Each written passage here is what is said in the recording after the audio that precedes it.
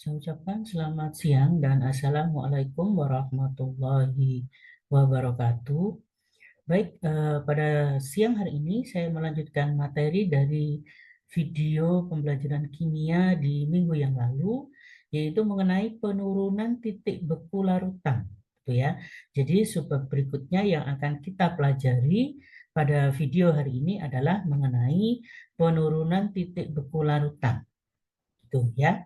Nah, baik, saya berharap semoga dari video yang saya share pada hari ini bisa membantu siswa-siswi kelas 12 gitu ya, supaya belajarnya jauh lebih mudah dan bisa lebih memahami lebih cepat gitu ya, atau bisa bertambah lebih paham lagi mengenai bab penurunan titik beku larutan.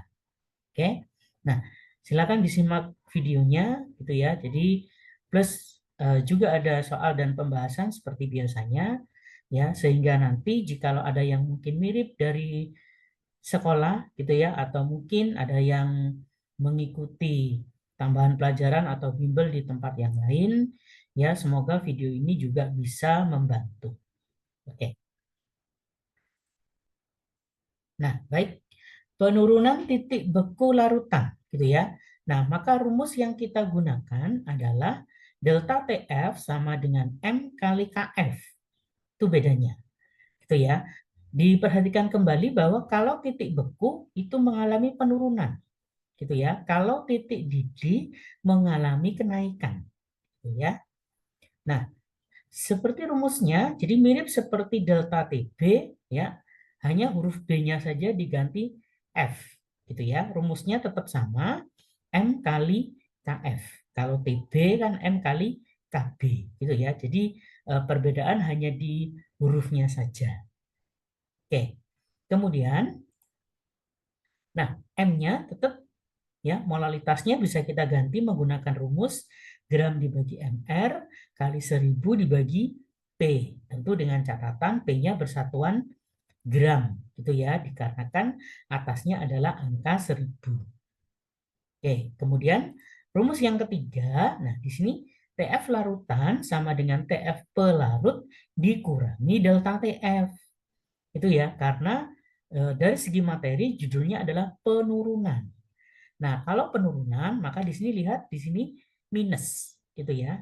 Nah, kalau kemarin kenaikan titik didih bisa disimak kembali. Kalau kenaikan titik didih ininya plus, gitu ya. Nah, itulah sedikit yang membedakan antara penurunan titik beku dengan kenaikan titik didih. Oke. Nah, sekarang keterangannya.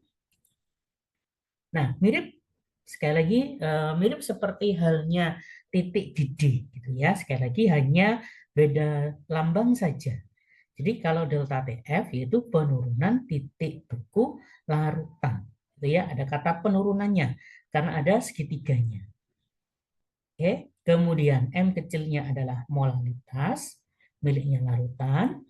Kemudian KF adalah tetapan penurunan titik beku molal ya, seperti halnya KB dan KF, jadi tidak perlu dihafal gitu ya. Jadi lihat nanti di tiap-tiap soalnya.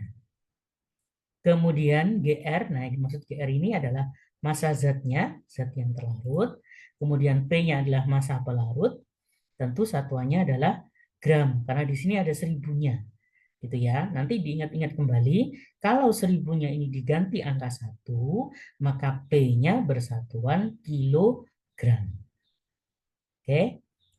Kemudian TF larutan adalah titik beku larutan dan TF pelarut adalah titik beku miliknya pelarut.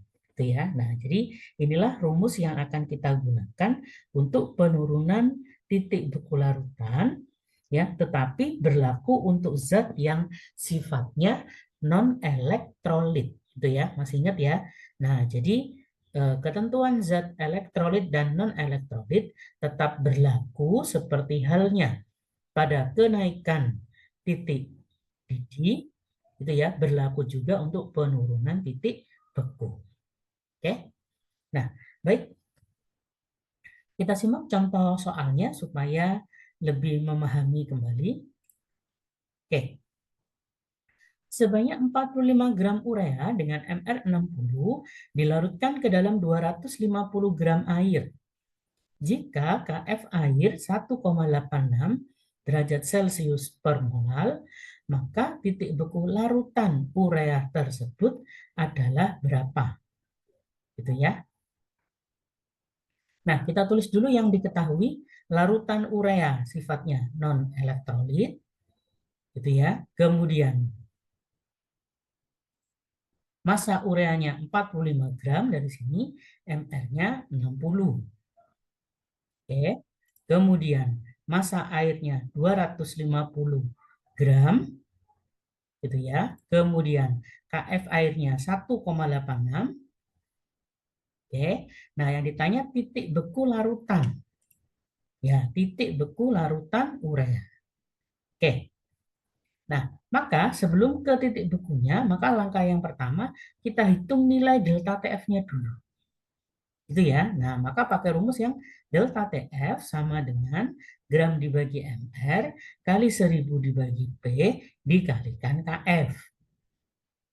Oke, kalau sudah, maka delta TF-nya ya sama dengan gramnya kita ganti ini 45, MR-nya 60 seperti biasa, 1000-nya tetap, P-nya 250, KF-nya 1,86. Gitu ya. Nah, sehingga angkanya tinggal kita masukkan. Oke, maka hasilnya kalau kalian hitung ketemunya 5,58 derajat Celcius. Nah, ingat yang diminta adalah titik beku larutan. Ini masih delta. Ya, kalau ada segitiganya berarti masih penurunannya. Sehingga langkah berikutnya, nah kita hitung TF larutannya. Nah, dirumuskannya tadi TF larutan sama dengan TF pelarut dikurangi delta TF. Nah, karena di sini pelarutnya pakai air, gitu ya. Nah, TF-nya air adalah 0. Maka dirumuskannya ini, TF pelarutnya adalah 0 derajat Celcius dikurangi yang ini 5,58. Gitu ya, sehingga hasilnya adalah minus 5,58 derajat Celcius. Oke, paham ya? Jadi 0 ini miliknya air atau titik bekunya air. Ya, kalau pakai air, ingat di sini tidak dituliskan titik bekunya berapa. Gitu ya. Tapi nanti kalau pakai zat lain, misalnya pakai alkohol, pakai benzena, atau pakai bensin, misal sekali lagi, nah maka nanti akan diketahui TF pelarutnya. Tuh ya.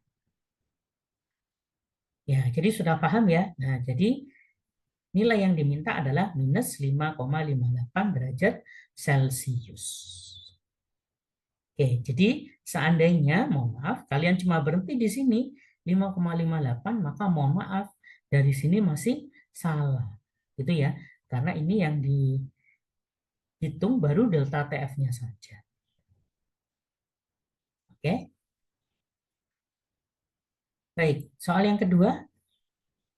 Titik beku suatu larutan yang terdiri dari 81 gram zat non-elektrolit dalam 125 gram air adalah 6,696 derajat C di bawah titik beku pelarut murni. Ya, perhatikan ada kalimatnya di bawah titik beku pelarut murni. Oke. Jika KF-nya air 1,86 derajat Celcius per mol, maka massa molekul relatif atau MR zat tersebut. Oke, kita tulis yang diketahui terlebih dahulu, yaitu senyawanya non-elektrolit, ya, karena zatnya non-elektrolit. Kemudian masanya 81 gram dari sini, MR-nya yang ditanya, ya. Kemudian massa airnya 125 gram dari sini. Oke, pelan-pelan. Kemudian, nah TF larutannya minus 6,696 derajat Celcius. Ya, di sini ada kalimat di bawah titik beku pelarut murni. Ya, karena pelarutnya pakai air, perhatikan KF-nya. Ya, kalau KF air artinya pelarutnya pakai air. Paham ya? Kalau KF misalnya KF alkohol, berarti pelarutnya alkohol. Gitu ya. Oke, sehingga ini ada minusnya karena di bawah pelarut murni. Itu ya. Kemudian KF airnya 1,86. Nah, oke, yang ditanya MR, gitu ya. Nah, maka kita hitung dari delta TF-nya terlebih dahulu, gitu ya. Pakai rumus tetap sama, yaitu gram dibagi MR kali 1000 dibagi P, yang satuannya gram, lalu dikalikan dengan KF. Nah, delta TF-nya kita ambil dari sini, dari TF larutan. Dari mana? Nah, perhatikan. Nah, delta TF diperoleh dari 0 derajat C atau miliknya air dikurangi TF larutan. Gitu ya. Maka dia kan dikurangi tapi minus. Makanya di sini saya beri kurung. Nah, sehingga delta TF-nya angkanya jadi plus. Paham ya dari sini ya? Nah, ini adalah ya istilahnya proses menghitungnya. Tapi nanti seandainya kalian menemui soalnya dalam bentuk pilihan ganda, gitu ya, kan otomatis kalian harus menghitung cepat. Nah, maka dari TF ini tanda minusnya cukup dihilangkan saja. Itu boleh. Gitu ya. Sama halnya seperti yang lalu saat saya membahas kenaikan titik didih, gitu ya. Kalau titik didihnya sudah di atas 100, berarti dia kan pakai air. Nah, kita cukup ambil selisihnya saja. Ya. Nah, kalau titik beku misalkan dia di dalam air seperti ini, pelarutnya pakai air, maka tanda negatifnya cukup dihapus saja. Itu ya. Nah, maka nanti delta TF yang ini, perhatikan ya. Nah, delta TF yang ini nanti kita ganti angkanya. Itu ya. Maka gramnya adalah 81, MR yang ditanyakan, 1000-nya tetap, P-nya nanti kita ganti 125, KF-nya kita ganti 1,8. Oke. Nah, baik. Nah, seperti ini. Ini sudah betul ya. 6,696. 81 dibagi MR kali 1000 dibagi 125 kali 1,86. Nah, kalau sudah, nah ini 1000 dibagi 125, ini kan hasilnya 8 ya. Nah, maka kalau mau cari MR-nya, jadinya seperti ini. Ini kan tetap 81, yang ini kan 8. Gitu ya. Maka saya tulis 81 kali 8, kemudian kali 1,86, ya dibagi yang ini, 6,696. Gitu ya. Nah, maka nanti perkiraan ya kalau kalian hitung ya menghasilkan angka 180. Gitu ya. Jadi MR zat tersebut sebesar 180. Baik, soal berikutnya.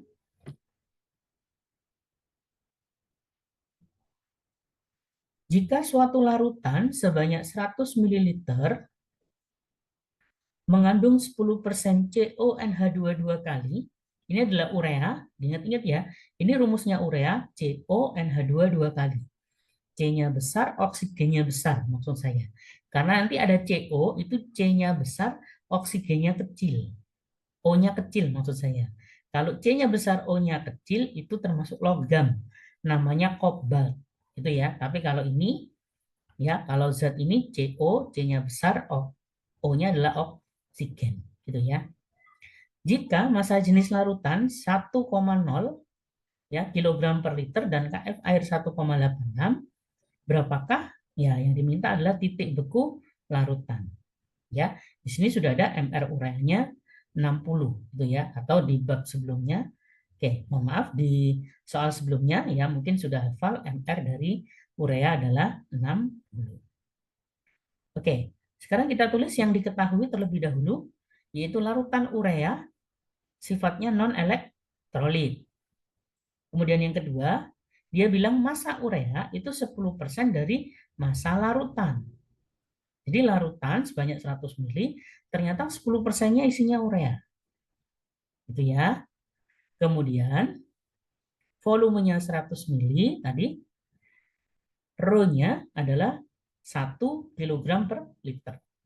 Ya, atau 1,0 boleh. Oke. Kemudian KF-nya air 1,86. Gitu ya. Nah, yang ditanyakan titik beku larutan urea. Nah, sekarang ya, karena di sini bisa diperhatikan massa urea sama dengan 10% dari massa larutan, maka kita cari massa ureanya terlebih dahulu. Gitu ya. Nah, di sini massa urea sama dengan 10% kali massa larutan. Sehingga sama dengan, ya 10%-nya saya ubah jadi 0,1, massa larutan itu diperoleh dari sini, 100 kali rho-nya. Kebetulan rho-nya 1, gitu ya. Oke, seandainya ini tidak 1, maka cukup dikalikan, gitu ya. Maka 100 kali berapa? Gitu ya. Nah, sehingga dari sini massa ureanya adalah 10 gram. Oke, paham ya? Jadi massa ureanya ada sebanyak 10 gram. Nah, massa larutannya berapa? Massa larutannya 100, yaitu dari 100 mili kali 1. Oke. Nah, kalau sudah, saya ingatkan kembali, masih ingat bahwa massa larutan itu sama dengan massanya air ditambah massanya urea. Sehingga ya, nah massanya air itu sama dengan 100, yaitu miliknya larutan tadi, dikurangi 10, 10 miliknya urea, sehingga airnya tersisa 90 gram. Nah, ini yang disembunyikan sama yang buat soal. Gitu ya. Nah, sehingga awas, air di sini kan airnya nggak ada. Siswa yang salah menerjemahkan, dia menganggap 100 mili ini miliknya air. Nah, salahnya di situ. Paham ya? Padahal airnya hanya ada sebanyak 90 gram. Oke? Maka kalau sudah, masuk ke rumusnya. Delta TF sama dengan gram dibagi MR kali 1000 dibagi P dikali KF. Ya, maka delta TF-nya, gramnya kita pakai ini 10, MR-nya tentu di sini 60, 1000-nya tetap, P-nya, nah ini P-nya kita ganti 90. Nah, ini yang kadang banyak siswa yang salah. Ya, karena dia menganggap P-nya adalah yang 100 mili tadi. Oke. Kemudian KF-nya sudah ada 1,8. Oke. Nah, jadinya seperti ini ya, 10 per 60. Saya ulangi kembali, 10-nya dari sini, 10, 60-nya ini, R, ya 1000-nya tetap, P-nya ini adalah 90. Gitu ya. Nah, sehingga ini kalau kalian hitung, maka ketemunya adalah 3,44 derajat Celcius. Tetapi sekali lagi yang ditanya adalah titik bekunya. Nah, karena dia mau pakai air tadi, ya kan? Oke, sebentar. Nah, ini karena dia pakai air, maka hitung TF larutannya, ya kan? Sehingga TF larutan sama dengan TF-nya air dikurangi delta TF. Nah, ya karena airnya sebagai pelarut. Sama dengan, nah maka 0 derajat C dikurangi 3,44. Itu ya, sehingga ketemunya adalah minus 3,44 derajat Celcius. Oke.